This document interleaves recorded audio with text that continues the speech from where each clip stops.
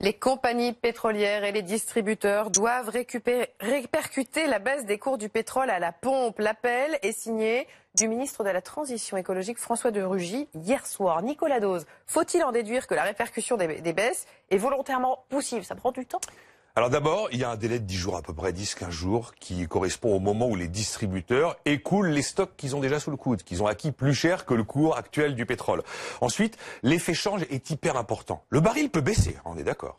Mais si l'euro baisse en même temps, à ce moment-là, le pétrole reste cher. Et il se trouve que le dollar a pas mal grimpé par rapport à l'euro. Je vous donne un exemple. 2007, imaginez un baril de pétrole à 73 dollars. À l'époque, en 2007, avec le taux de change de 2007, il valait 52 euros. 2018, imaginez un baril de pétrole à 73 dollars, toujours. Eh bien, avec le taux de change d'aujourd'hui, c'est plus 52, c'est 61 euros le baril. On est 9 euros de plus. C'est un truc hyper important comme effet.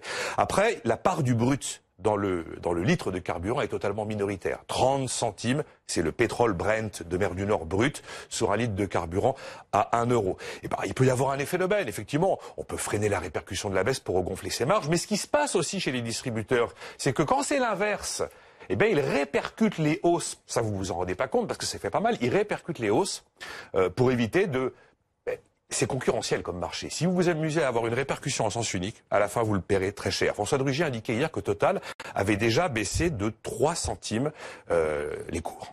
Enfin, les prix. Donc, ce que vous dites, c'est que la colère contre les prix des carburants est peut-être excessive. Vous n'avez pas, une nouvelle fois, vous n'allez pas vous faire des amis. Il y a un phénomène de goutte d'eau qui, le vase déborde de ce ras-le-bol fiscal qui, effectivement, est le fruit de l'agenda hyper maladroit de la séquence fiscale du gouvernement avec la suppression de l'ISF, le prélèvement forfaitaire unique, la CSG qui monte et on attend 10 mois pour avoir les effets de baisse.